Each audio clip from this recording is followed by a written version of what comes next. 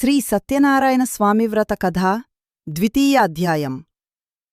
ఓ మునులారా, పూర్వము ఈ వ్రతమాచరించిన వారిని గురించి చెప్పెదను వినన్నండి.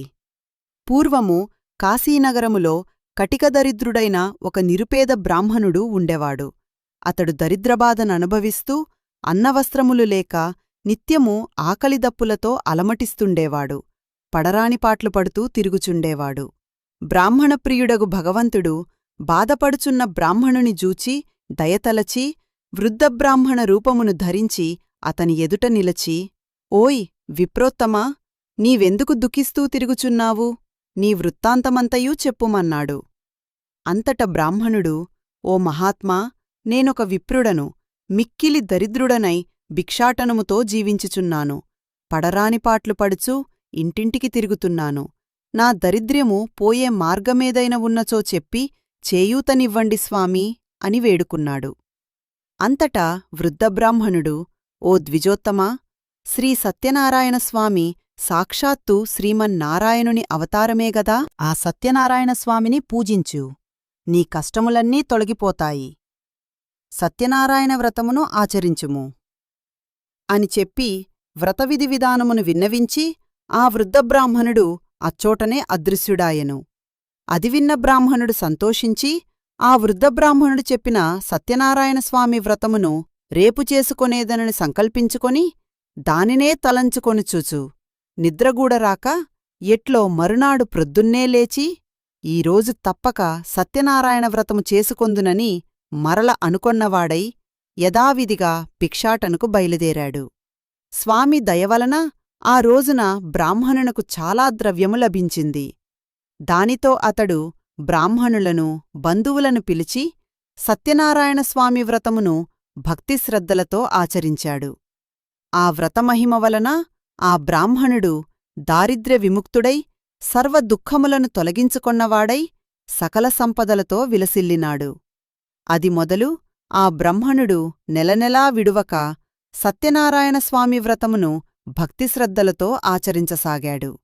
ఆ విధంగాగా నెలనెలా సత్యనారాయణ వ్రతం చేయటం వలన బ్రాహ్మణుడు మహదైశ్వర్యవంతుడై సర్వపాపముల నుండి విముక్తి పొందినవాడై మరణాంతరమున మోక్షమును పొందాడు.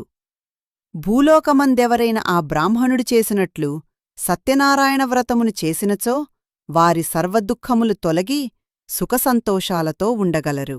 ఓ మునులారా, ఈ విధముగా శ్రీమన్నారాయణుడు నారదమహర్షికి చెప్పిన వ్రతమును మీకు విన్నవించాను అని సూతమహర్షి చెప్పాడు.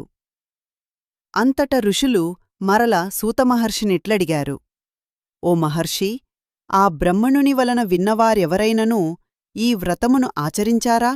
చెప్పండి, మాకు వినాలనియుంది అని అడిగారు.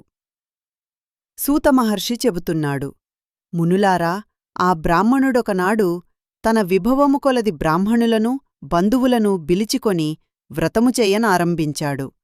అంతలో ఒక కట్టెలమ్ముకొనువాడు అచ్చటకు వచ్చి కట్టెలమోపును బయటకు దింపుకొని లోపలికి వచ్చి వ్రతమును చూడసాగాడు. అతడు మిక్కిలి దప్పికగలవాడైనను బ్రాహ్మణుడు చేయుచున్న వ్రతపమునంతయు ఓపికతో చూసి దేవునికి బ్రాహ్మణునికి నమస్కారము చేసి, ఓ బ్రాహ్మణోత్తమా, మీరిప్పుడు చేసిన పూజ పేరేమీ?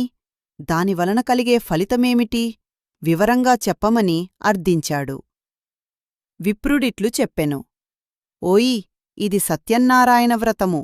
ఈ వ్రతమును చేసినచో సర్వకార్యసిద్ధి కలుగును, కోరిన కోరికలు ఫలించును, సకలైశ్వర్యవంతులు కావచ్చును. ఆ బ్రాహ్మణుడు చెప్పిన దానిని శ్రద్ధగా విన్న ఆ కట్టెలమ్మువాడు మిగుల సంతోషించి తన దాహం తీర్చుకొని స్వామివారి ప్రసాదమును స్వీకరించి తన యూరికి పోయెను. అతడు సత్యనారాయణ స్వామినే మనసులో ధ్యానించుచు వ్రతము చేయ సంకల్పించుకున్నవాడై ఈ కట్టెలమోపున అమ్మగా వచ్చిన ధనముతో సత్యనారాయణ వ్రతము చేయుదునని తలచాడు.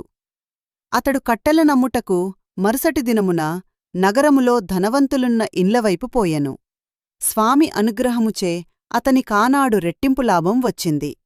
దానికతడు మిక్కిలి సంతోషించి అరటిపండ్లు, పంచదార, ఆవు నెయ్యి, ఆవు పాలు, సేరుంబావు గోధుమనూక, పూజాసామాగ్రినంతటిమి తీసుకొని ఇంటికి పోయాడు.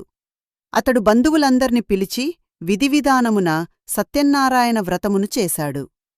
ఆ వ్రతమహిమచేత అతడు ధనధాన్యములతోనూ పుత్రపౌత్రాదుల్దాదులతోనూ సర్వసంపత్కరుడై సకల సౌఖ్యములనుభవించి అంత్యకాలమున సత్యలోకమునకేగాడు.